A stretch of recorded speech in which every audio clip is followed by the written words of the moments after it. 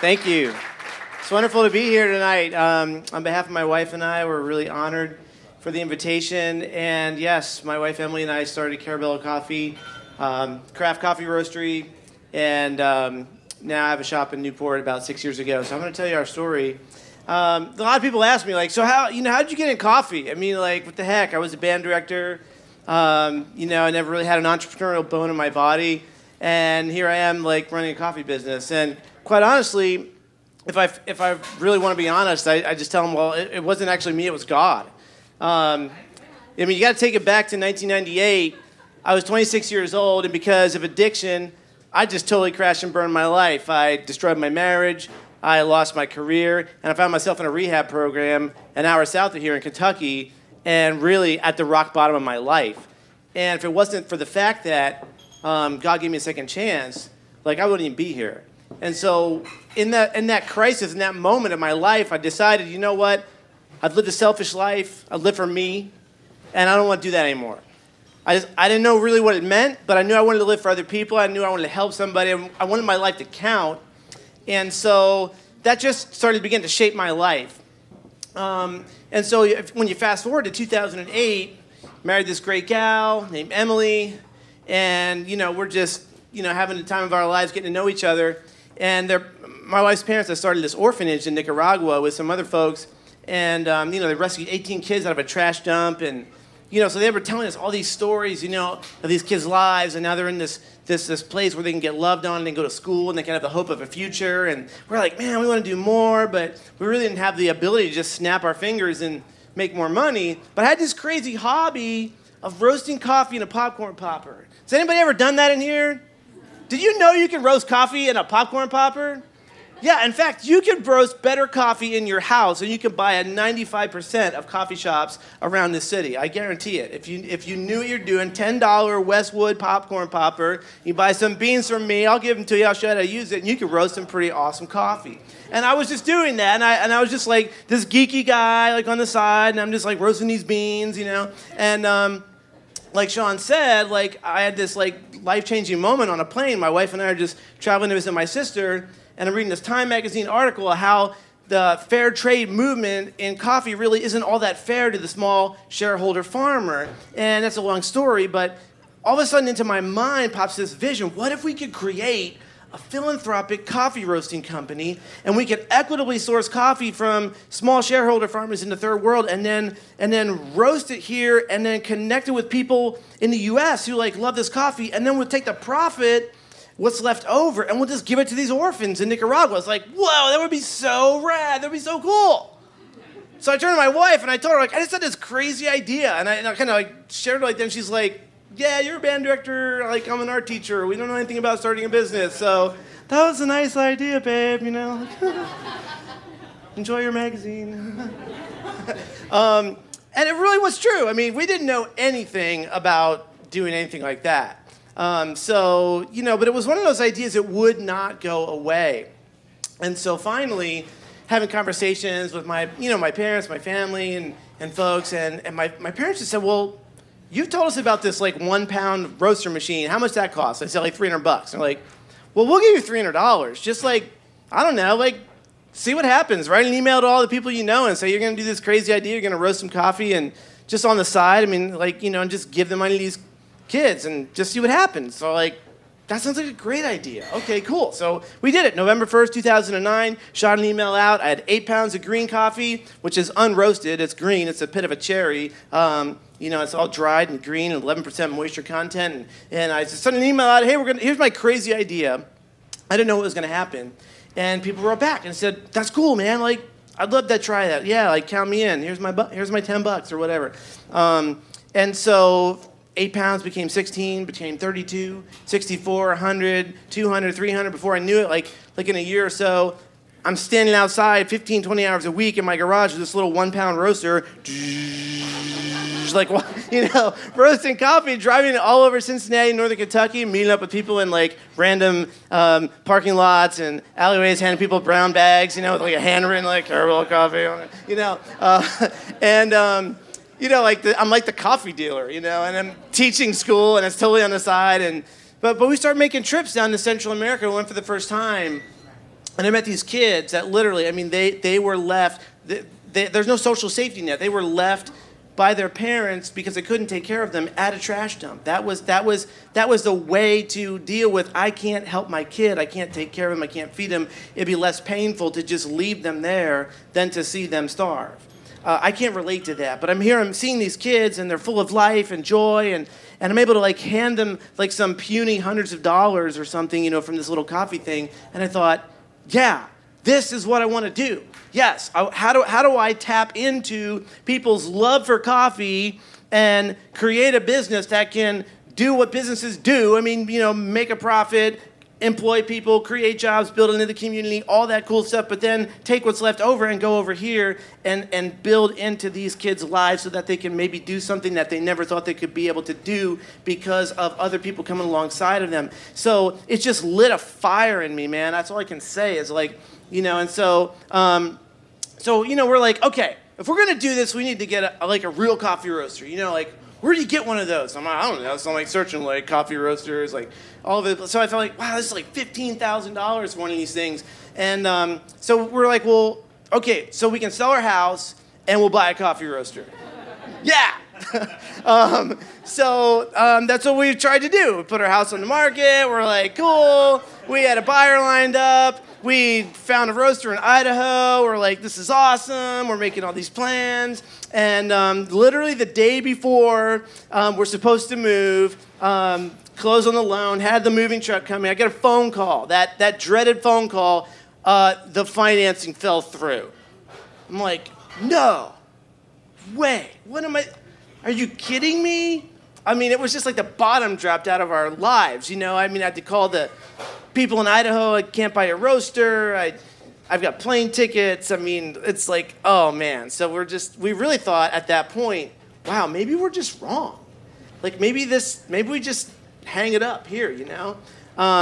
So, you know, we fast forward a little bit, sold our home, eventually moved to Newport, kept doing the coffee thing on the side, but really weren't sure where it was going to go. And then one day I meet this guy named Mike at a random event, and we get talking, and I'm kind of sharing like my idea, and he's like, I've got a coffee roaster.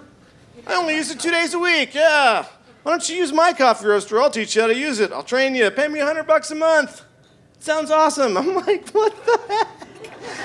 What, are you kidding me? He's like, no, this is great. I love it. So yeah, Mike taught me how to roast coffee. I mean, you know, it was like this mysterious thing like that happens, you know. I mean, how many of you know somebody who actually roasts coffee? Right, see, that's, okay, like 2 people. That's a problem. 3 people. You know, yeah, this is something we should know more about. But Mike's training me how to use this coffee machine, and our business just starts growing.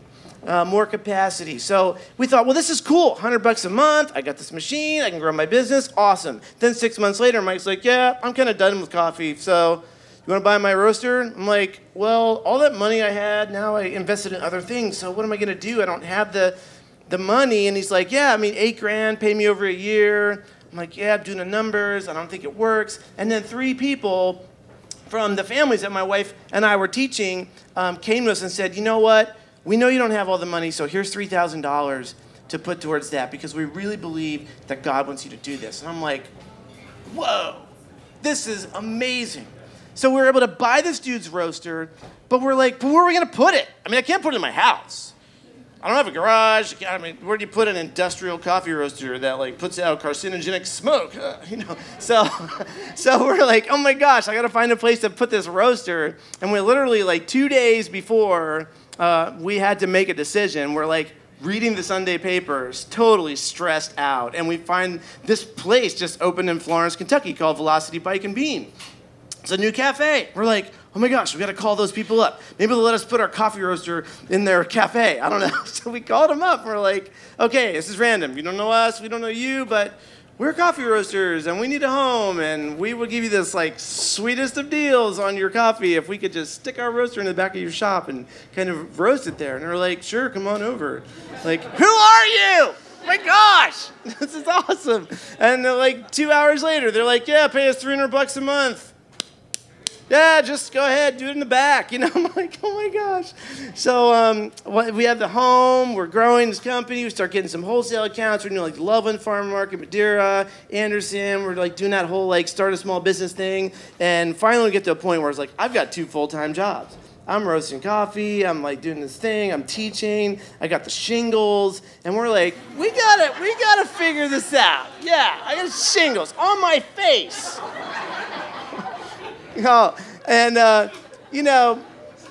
So I decided, okay, you know what? We're just going to go for this. We're going to go for this. And told the school, you know what? I just really believe that this is the future of my life. I've got to pursue it. We made some really great connections in Nicaragua with some farmers, and some cool things were happening. And so we just decided to step out. We found a building in Newport, 6 blocks from our house, really cute, historic building. Moved the roasting there in 2013, opened a shop, and left teaching, and we just went for it. And it's been so amazing. Right? And we thought, okay, this is great. Like, we'll just kind of land here for a while. We'll do some, we'll get into the community. And the problem we ran into was all these people started showing up. And if you've ever been to my shop, I've got like 25 seats. And like all of a sudden, like we didn't have enough room. So we're like, what are we going to do? So maybe we should buy the building. Like, yeah, that's a really smart move. Buy a building. So we're like, went to the landlord. We're like, hey, can we buy the building? And they're like, sure, absolutely. So we thought, well, we don't have any money to buy the building, so maybe we should do a Kickstarter. Yeah, right. And so we decided, okay, let's do a Kickstarter. Let's see what our customers think.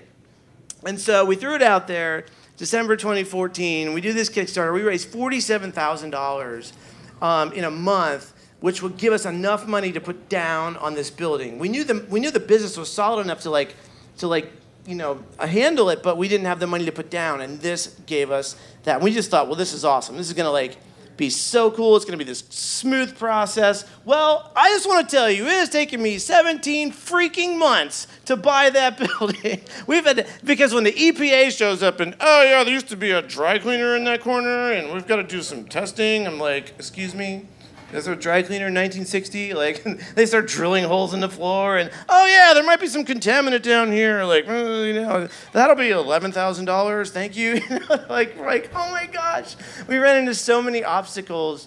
But the cool thing is, we've finished it. We're expanding. We're building some really cool stuff there, and doing some really awesome things with these kids, and building into a farm they have now in Nicaragua, and helping them have like the hope of learning the trade of farming and the future. And we don't really know where it's all going, but one thing I do know, and that is, I want to kind of like leave with you guys. If there's something that's in your heart that's there to do, you've got a dream, you've got a passion, you've got something stewing, in the back of your mind, or to do. I just want to encourage you. You know what? Do it. Go for it.